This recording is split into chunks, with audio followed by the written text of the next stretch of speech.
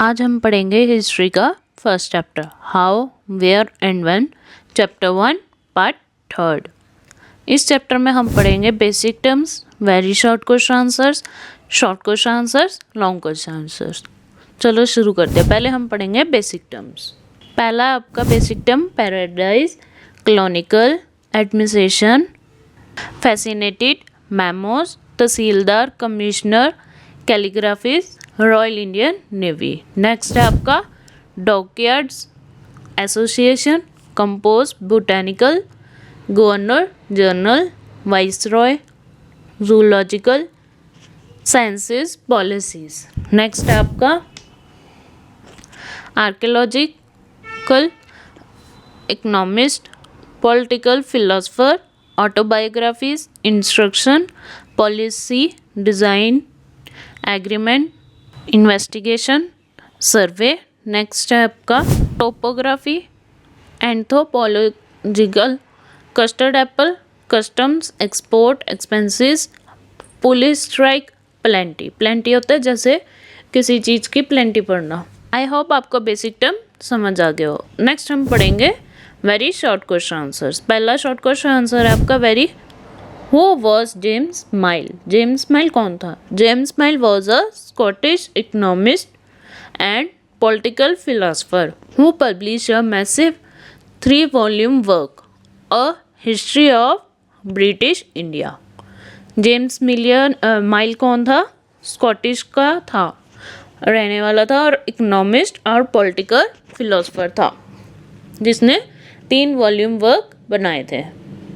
Next question, define कॉलोनिकल। कॉलोनिकल क्या है? The time when east India company made colonies in India and started ruling upon Indians, that was the time which is called as colonial। जो time east India company ने निकाला था made करने के लिए India के लिए, उसका कहते हैं कॉलोनिकल।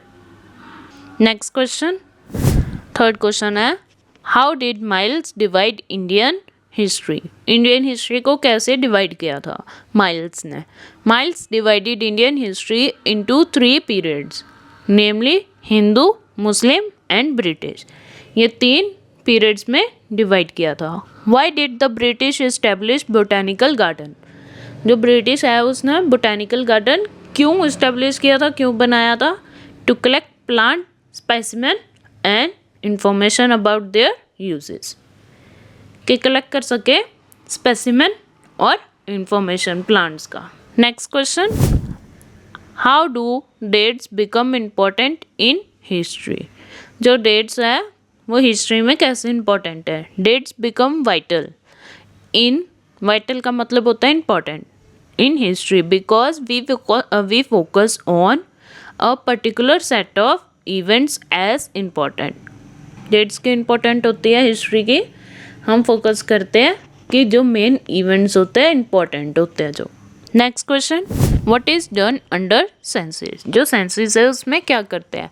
It records the number of people living all the provisions of India and gather information on caste, religion and occupation. जो सेंसस है उसको सर्वे कहते हैं, ठीक है। वो क्या चीज़ है?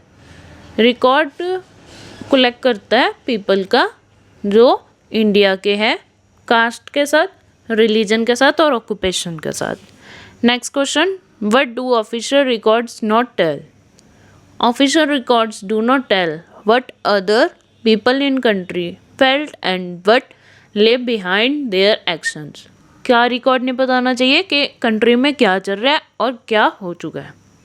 आई होप आपको इतना समझ आ गया हो। हमने अभी क्या क्या पढ़ा है? बेसिक टर्म्स और short question answers, very short question answers. अब हम पढ़ेंगे short question answers.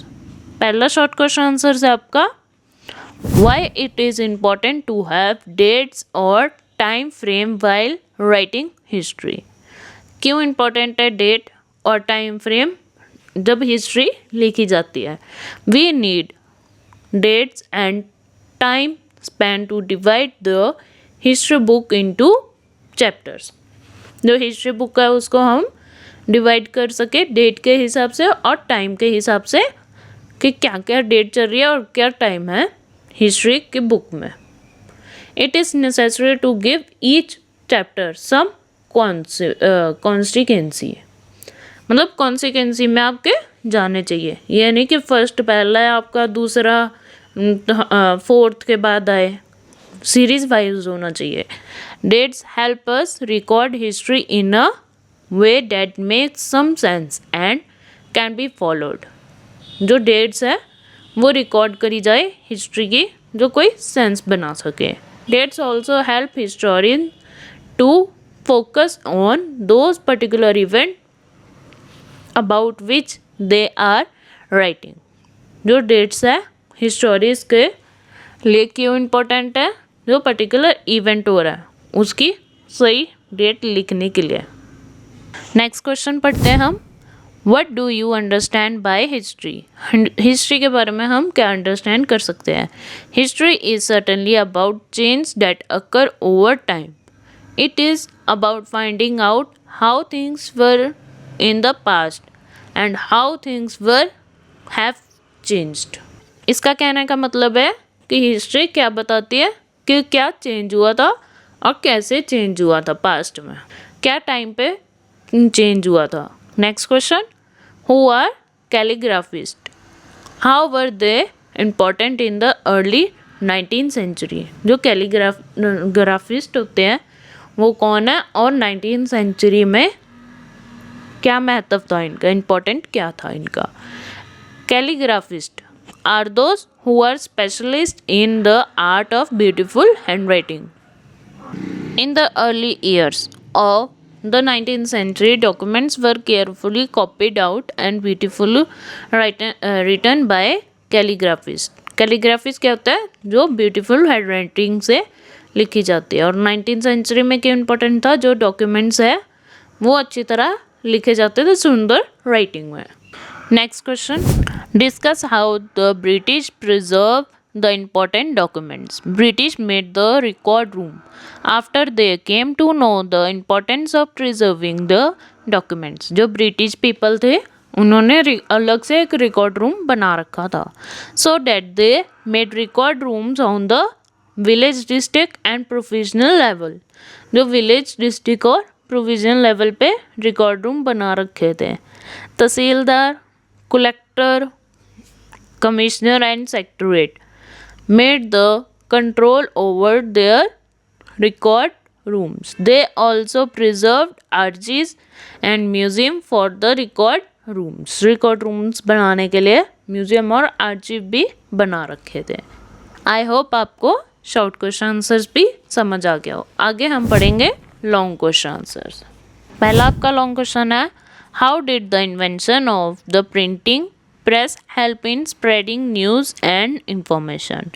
In the early years of the 19th century, documents were carefully copied out and beautifully written by calligraphists. By the middle of the 19th century, with the spread of printing, multiple copies of these records were printed as proceeding of each government department. As printing spread, newspapers were established and issues were debated in public. Leaders and reformers wrote to spread their ideas. Poets and novelists wrote to express their feeling. इस question में कह रहे हैं जो 19th century में documents होते थे वो ब्यूटीफुल कॉपी करे जाते थे कैलीग्राफी से ब्यूटीफुल राइटिंग में, और मल्टीपल कॉपीज होते थे जहाँ पे रिकॉर्ड रूम में रखे जाते थे। What did the British do to preserve important official documents and letter. और ये आपका दूसरा क्वेश्चन है और हम इसको दूसरे क्वेश्चन में भी बना सकते हैं। Why did the British set up record rooms attach to all administrative instruction institutes. The British also felt that all important documents and letters need to be carefully preserved. So they set up records room attached to all administrative institutions. The village tahsildar office, the collector, the commissioner officer, the provisional secretary, the law courts all had their record rooms. ये सबके पास record room अलग से दिया जाता है. Next question. पहले next question से एक और थोड़ा सा इम्पोर्टेंट है. Specialist institutions like archives and museum were also establish to preserve important documents. ये दोनों चीज़ें भी इम्पोर्टेंट होती थी जहाँ पे रिकॉर्ड्स रखे जाते थे. अगला question, how important are dates. इसका दूसरा क्वेश्चन भी आ सकता है. कैसे पूछा जा सकता है. History is boring because it is all about memorizing dates. In such a conception true, or in the common sense notation, history was synonymous with date discuss. इसका आंसर है history is certainly about change that occur over time. It is about finding out how things were in the past and how things have changed. As soon as we compare the past with the present, we refer to time we talk of before and after.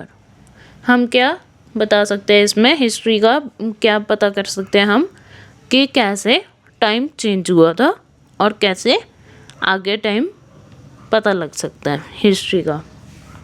But time does not have to be always precisely dated in terms of a particular years or a month. Sometimes it is actually incorrect to fix dates to process that happen over a period of time. Similarly, we cannot fix one single date on which British rule was established or the national movement started or change took place within the economist and society. All these things happen over a stretch of times. We can also prefer to span of time and approximately period over which particular change become visible. I hope आपको long question answer भी समझ आ गया हो. हमने इस chapter में पढ़ा था basic term, very short question answer, short question answer, long question answer. आई होप आपको ये समझ आ गया हो. Thank you.